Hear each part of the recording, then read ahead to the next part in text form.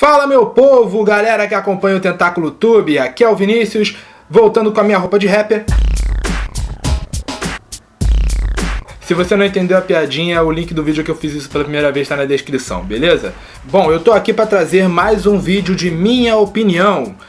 E é um vídeo que eu tenho que trazer há muito tempo, que eu já tinha que trazer há muito tempo, na verdade, porque acabou a primeira temporada da Agent Carter, acabou a segunda temporada de Demolidor e acabou a primeira temporada de Supergirl. E eu não fiz a minha opinião deles ainda, portanto eu estou aqui para começar a acabar com essa pendência aí, resolver essa parada, começando pela segunda temporada de Demolidor, a continuação dessa série foda da Netflix. Então bora lá falar sobre Demolidor.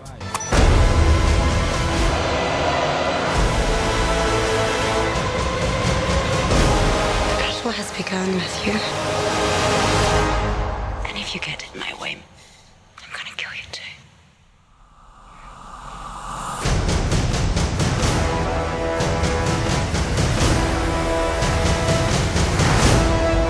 Antes de começar, eu devo avisar que esse vídeo contém spoiler. E se você estiver escutando algum barulho aí de fundo, eu tô gravando isso no domingo, tá cheio de gente fazendo festa aí, então se ouvir alguma música, ignora. Eu vou tentar abafar isso o máximo possível, mas se você escutar, desculpa, valeu?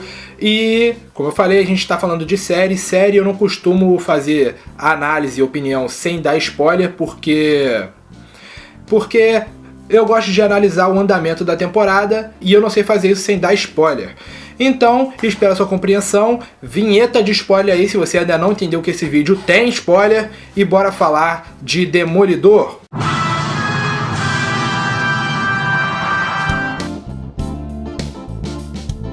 O enredo é o seguinte: depois dos eventos da primeira temporada, o Rei do Crime foi preso e Hell's Kitchen agora tem um novo herói, o Demolidor. E ele desde então tem tentado acabar com o crime na cidade. E aparentemente ele está conseguindo, porém alguma coisa começa a acontecer de estranho na cidade. O que é? Criminosos começam a morrer, e morrer de uma maneira muito brutal, muito cruel, e carnificinas começam a acontecer. A princípio, a suspeita era que um tipo de exército estava atacando as facções criminosas, mas na verdade não era. Adivinha quem era? Frank Castle. Ele mesmo, o Justiceiro, que tem uma participação mais que especial nessa temporada. Frank Castle, quem diria? A partir daí, a série começa a focar na busca pelo Justiceiro. O Demolidor começa a ir atrás desse cara e levar ele à justiça. Por quê?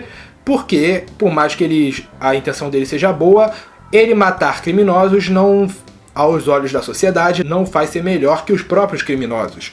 E é uma coisa que essa série faz muito bem, que é nos deixar divididos entre a filosofia do Demolidor, que é resolver os crimes prendendo os criminosos, e a filosofia do Justiceiro, que é matar. Pra ele, bandido bom é bandido morto. Se você não conhece a história do Justiceiro, nós já fizemos a história dele, o link tá na descrição também, e se você não vê a do Demolidor também está na descrição. Agora, essa temporada é basicamente dividida em 3 arcos. Pelo menos foi o que eu considerei. O primeiro arco, que é justamente essa, Justiceiro versus Demolidor. O segundo arco, que é a continuação, o Justiceiro é preso.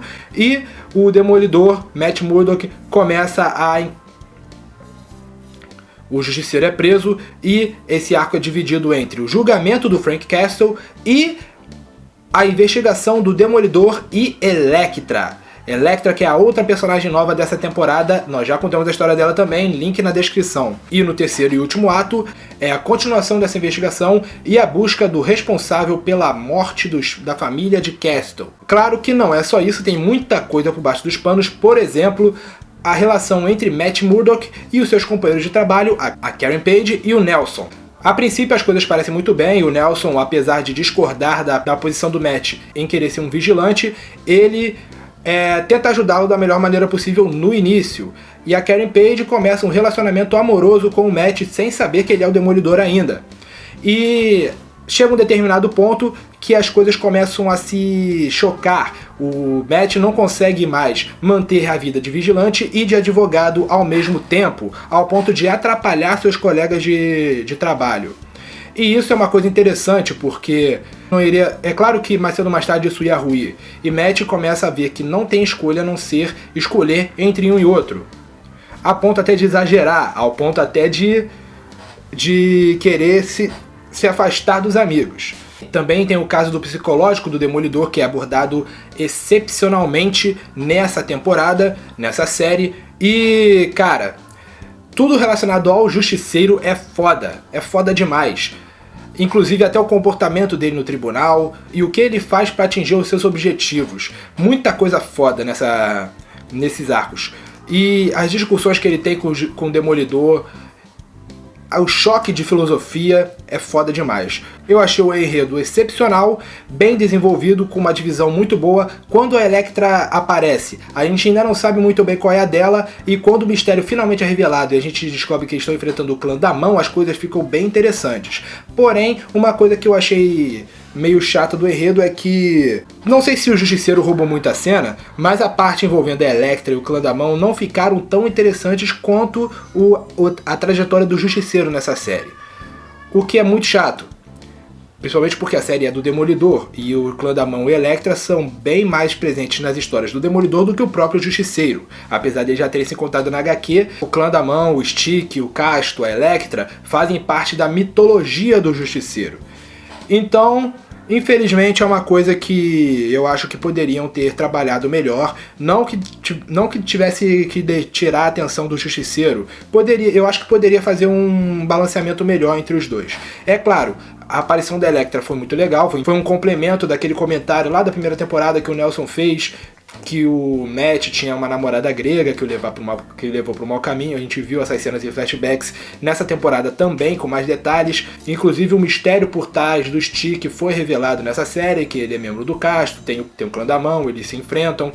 É muito interessante. Deu continuidade e no final da temporada deu a entender que haverá mais. Ou seja, podemos esperar uma terceira temporada ainda dessa série.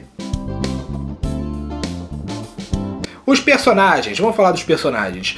Vamos falar agora do Demolidor.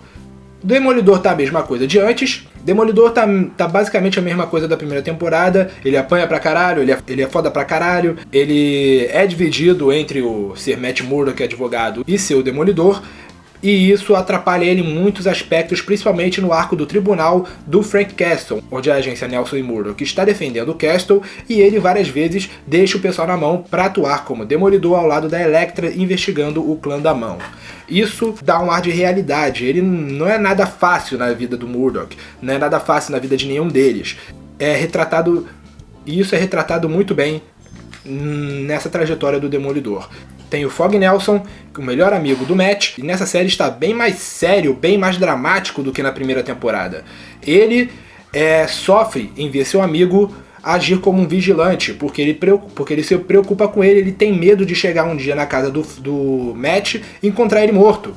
E a gente dá razão pra ele sobre isso, porque a vida que o Matt escolheu é perigosa. E a gente não tem nem como sentir raiva dele por repreender o Matt, porque ele tá certo, ele não tá errado. Só que o Matt, ele escolheu essa trajetória e chega um momento que eles discutem, se desentendem por causa disso. Mas a gente pode ver ao longo da temporada que a amizade deles é maior do que essa treta que eles têm ao longo dessa temporada. E outra coisa legal dessa temporada é que o Fog meio que serve de ligação entre Demolidor e Jessica Jones, porque tem uma cena dessa temporada em que ele encontra aquela advogada lésbica lá, que eu esqueci o nome, da primeira temporada da Jessica Jones.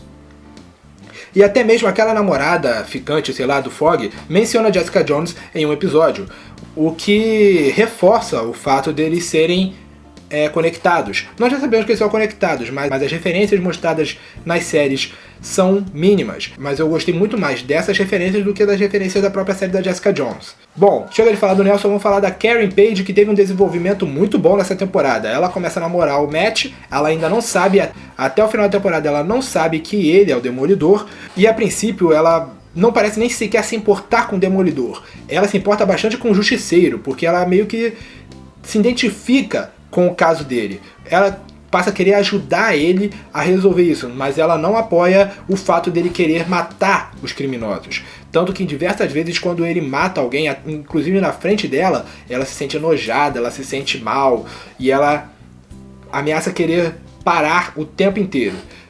Ela mostra o seu lado detetive, né? Ela começa a investigar bastante coisa a fundo sobre o caso do Frank Castle. Ela é o principal pivô do caso do Frank Castle, pra falar a verdade. Foi ela que praticamente arrastou todo mundo pro caso do Frank Castle no segundo arco da série. E vamos falar então, claro, do Frank Castle, Justiceiro. E se você ainda não tá muito ligado nessa treta de direitos autorais que a Marvel tem com as outras empresas no quesito cinematográfico, não, esse Frank Castle não é o mesmo Frank Castle dos filmes. Já tiveram 3 filmes do Justiceiro, um lá dos anos 80, onde ele foi interpretado pelo Dolph Lundgren, o outro em 2004, onde ele foi interpretado pelo Thomas Jane, e o último em 2008, onde ele foi interpretado pelo Ray Stevenson. Nenhuma dessas encarnações está conectada. E essa aí não é diferente. Esse é o Justiceiro do universo cinematográfico da Marvel. E é muito interessante porque nessa série o passado do Justiceiro é contado, mas não de maneira muito, digamos que, clara. É mencionado, assim como o passado da Jessica Jones é contada na série dela, o passado do Justiceiro é contado nessa série só com diálogos. Não tem flashback, não tem nada. E inclusive a forma como é contada é interessante, porque não há palavras, há sentimentos. O Justiceiro ele não consegue falar que viu sua família morta. Ele está completamente perturbado com esse trauma. E não precisa falar nada. Aí já entende o que ele quer dizer. A família dele foi morta num tiroteio entre diversas gangues da cidade de Hell's Kitchen, e a temporada começa com ele atrás dessas gangues. Só que, conforme a série vai avançando, as coisas começam a ficar mais complicadas com relação a esse caso. A promotoria começa a querer ir atrás do Frank Castle porque eles têm relação com esse caso. Rola um pouco de conspiração com relação ao caso do Frank Castle, e isso deixa a gente intrigado. A gente quer acompanhar mais para poder entender o que de fato aconteceu com a família Castle e se as motivações do Frank realmente estão corretas. E cara, ele ficou excepcional. A gente vê que o cara é perturbado. Aquela parada dele atirar e ficar falando Unite Salame Mingue deu um ar meio psicopata pra ele. E a gente fica assim, caraca, esse cara é maluco, velho. E cara, o John Burton ficou perfeito no papel de Frank Castle. Ficou perfeito. Pra mim ele já é o Frank Castle, o Justiceiro definitivo até o momento. Cara, as cenas em que ele enfrenta o Demolidor são fodas. E quando ele finalmente pega aquele arsenal dele e veste a caveira, caralho, arrepia tudo quando eu vi a cena dele. Quando eu vi a cena em que ele aparece pela primeira vez com a roupa do Justiceiro. Ficou muito foda. E é claro, aquela cena da prisão, onde ele mata uma porrada de criminoso, ele fica preso no corredor. Agora, toda vez que tiver uma nova temporada de Demolidor, eu quero ver uma cena de pancadaria no corredor. Agora é lei. Não pode ter temporada de Demolidor sem ter cenas de porrada no corredor. Teve na primeira temporada e nessa temporada teve 2. Uma com Demolidor e outra com Justiceiro. Agora Marvel, você mimou a gente. Agora a gente quer ver cenas em corredor em todas as temporadas.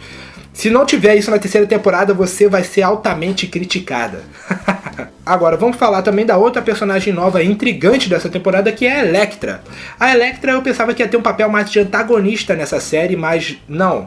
Pelo menos nessa temporada, ela é uma aliada do Demolidor. Por mais que diversas vezes ela tenha ficado em cima do muro, tem um determinado momento nos últimos episódios que a gente pensa que ela vai pro lado da mão, mas não, ela acaba ficando do lado do Demolidor até o fim. Mas dá a entender que ela vai voltar, porque o Clã da Mão, aproveitando o embalo, já vou falando do Clã da Mão, o Clã da Mão parece ter um recurso para ressuscitar os seus companheiros. Inclusive dá a entender que eles ressuscitaram o Nobu, porque o Nobu ele é o principal antagonista dessa temporada. Principal antagonista, porque eu boto aspas porque o principal antagonista na verdade é o Clã da Mão, e ele é o líder do Clã da Mão nessa temporada. Pelo menos é o que dá a entender, né? E não fica muito claro se ele sobreviveu à luta contra o Demolidor na primeira temporada ou se ele de fato morreu e foi ressuscitado, porque parece que a Elektra será ressuscitada. Agora, sobre a Elektra, eles retrataram muito bem a relação entre a Elektra e o Matt Murdock, mas eu esperava uma Elektra um pouco mais badass. Eu achei ela um pouco sem sal, pra falar a verdade, mas eu acho que dá pra trabalhar melhor nela aí, se ela voltar mesmo, como uma anti-heroína, como uma vilã talvez. Vamos ver se eles vão trazer uma Elektra mais B10, mais femme fatale, que a Elektra merece, né? Porque Eu não achei ela muito femme fatale, muito arrasa quarteirão nesse quesito, nessa temporada. Bom, vamos falar agora de alguns personagens que voltaram inesperadamente ou não. Primeiro, o Stick. O Stick, ele continua a trama dele na primeira temporada, sobre o lance do Castro, que até então era um mistério. Ele revela nessa temporada que ele é membro do Castro, a Elektra também é, que o Castro e a Mão se enfrentam há séculos, tem uma guerra acontecendo por baixo dos panos e ninguém sabe de nada. Eu menciono isso quando eu contei a história do clã da Mão, e o link está na descrição também. E ele tenta mais uma vez recrutar o Matt para ajudá-lo. O Matt o ajuda, mas ele não se junta ao Castro. E mesmo ajudando ele, ele ainda não adotou a filosofia do Stick, que o Stick mata e que se foda. Ele não quer saber de nada, ele quer matar os oponentes mesmo, porque pra ele isso é uma guerra. O Matt Murdock ainda adota a filosofia de não matar. Inclusive o Demolidor convence a Elektra a agir dessa forma também. E o Stick e a Elektra estão bem relacionados nessa série, porque nesse filme revela o passado da Elektra também, que é bem diferente dos quadrinhos, mas não foi ruim não, foi legal. Meio que mostra que ela ser da família Nath, na verdade ela foi adotada, que ela na verdade é esqueci o nome que dá, Céu Azul, Céu Negro, que é tipo a encarnação mística da líder do clã da Mão, sei lá, um negócio assim, um bagulho meio místico lá que não foi muito bem explicado, pelo menos eu não entendi direito nessa temporada, e o Stick recrutou ela justamente por causa disso. Ela é o Céu Azul, um negócio assim, Blue Sky, não lembro. Por mais que as questões filosóficas do Stick, da Elektra e do Demolidor se choquem, eles são aliados e no final eles lutam juntos contra o clã da Mão. O outro personagem que voltou, esse inesperadamente, porque eles esconderam direitinho, foi o Rei do Crime. Wilson Fisk voltou nessa temporada de uma maneira muito épica. Ele finalmente se tornou o Rei do Crime. Nós já discutimos, na minha opinião, da primeira temporada do Demolidor, que também o link está na descrição também, né? Nela eu abordei a questão de que o Rei do Crime ainda estava sendo construído nessa temporada. E na segunda, ele já é o Rei do Crime. E podemos esperar muito mais dele na terceira temporada, na possível terceira temporada ou quarta, quando ele for voltar. E, cara, os episódios em que ele aparece, cara, são muito fodas, porque a gente vê que ele foi preso, mas a influência dele continua. Ele consegue tomar posse da delegacia, a delegacia é dele. Ele suborna, ele usa todos os recursos que ainda restaram dos seus fundos para subornar os policiais e para tomar posse, e assim ele consegue agir da forma que ele quiser na prisão. Então ele se torna finalmente o Rei do Crime. Ele mesmo fala, aqui só tem lugar para um Rei do Crime. Cara, muito foda. E ele usa a sua influência para se aproximar do Frank Castle e fazer ele tentar trabalhar para ele e se livrar da concorrência dentro da prisão. E isso é muito foda. Inclusive rola uma rixa entre o Castle e o Fisk. Será que eles vão se encontrar na série do Justiceiro? Seria legal, hein? Seria legal. Bom, a composição dos personagens dessa temporada está excepcional, manteve o nível da primeira temporada e, cara, só tende a melhorar. O que eu achei de bom na segunda temporada de Demolidor? Praticamente tudo. Praticamente tudo. A segunda temporada de Demolidor manteve o tom da primeira temporada, o que é muito bom. Manteve o ar sério, o ar meio dark, meio distópico que Hell's Kitchen tem para os seus habitantes. E, cara, ficou muito bom, cara. Ficou muito bom. O lance do Justiceiro, as questões filosóficas, o choque filosófico entre o Demolidor e o Justiceiro, o choque filosófico entre o Demolidor e o Castro, né, a Elektra e o Stick, são evidentes. O choque de realidade, a vida de advogado do Matt, a vida de vigilante do Demolidor, os mistérios por trás do clã da Mão e, é claro, a investigação do caso da família do Castle, o caso da morte deles, envolvendo a promotoria, envolvendo as facções criminosas, envolvendo várias coisas, e isso engloba um enredo muito bem desenvolvido, muito foda. A participação inesperada do Rei do Crime também foi muito bem-vinda e só me deixou com gostinho de quero mais para a terceira temporada de Demolidor. Eu diria que eu senti falta de um um vilão épico, porque vilão nessa temporada tem o vilão, tem aquele sargento lá que é o vilão do arco do Frank Castle, e o vilão e o clã da mão, liderado pelo Nobu, que é o vilão do Demolidor.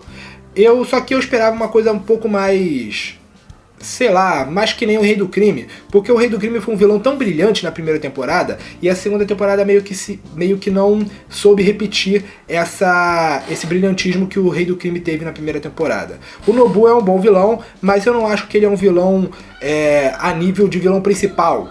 O Clã da Mão, por si só, é um bom vilão, é uma boa facção que antagoniza o Demolidor, mas eu esperava uma coisa um pouco mais além do que ninjas andando pra lá e pra cá atacando o herói. E quando finalmente o vilão do Justiceiro, o cara por trás do ataque da família Castle, foi revelado, eu me decepcionei um pouco. Principalmente porque foi resolvido muito rápido. O Justiceiro chegou, matou o cara e acabou. Foi rápido demais. Eu achava que deveriam ter feito uma parada mais dramática envolvendo esse final do arco do Justiceiro. Mas tirando isso, eu acho que esse é o único ponto negativo que eu posso abordar. A falta de um vilão épico, um antagonista principal épico para essa temporada. Concluindo a minha opinião, eu achei essa temporada sensacional. Eu só não achei melhor que a primeira temporada porque não teve um vilão brilhante como o Rei do Crime. É claro, o Rei do Crime aparece nessa temporada, mas ele não é o vilão principal. Portanto, faltou um vilão épico, uma coisa muito épica envolvendo o embate entre o herói principal, o Demolidor, e o vilão principal, que não teve.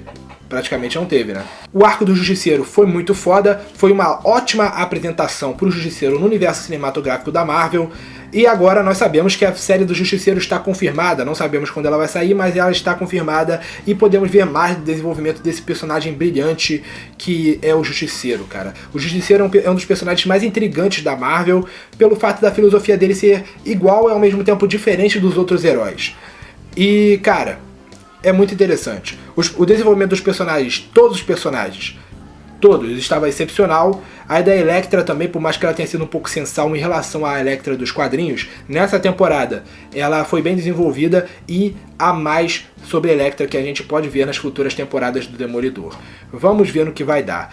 Será que a trama dessa temporada do Demolidor vai ser continuada na série dos Defensores? Porque ainda não há confirmação que a terceira temporada vai acontecer. A gente acha que sim, porque é um sucesso monstruoso o Demolidor. Mas ela não deve sair antes da série dos Defensores, que já vai começar a ser filmada esse ano. Ou seja, a trama do Clã da Mão, da Elektra, deve ser continuada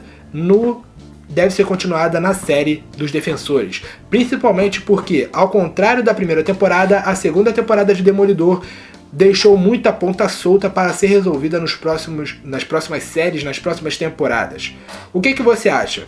Comenta aí pra eu saber, valeu? Gostou do vídeo? Clica no gostei aí, compartilha aí pra sua galera, pra todo mundo saber a opinião do Tentáculo sobre a segunda temporada do Demolidor. Desculpa o atraso, mas antes tarde do que nunca, né?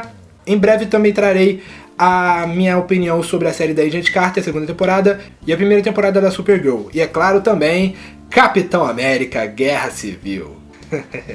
Deixa quieto, isso é assunto para outro vídeo. Se inscreve no canal se você não for inscrito e curtiu o nosso conteúdo, seja bem-vindo, esse é o Tentáculo Tube. Até a próxima, galera! Fui!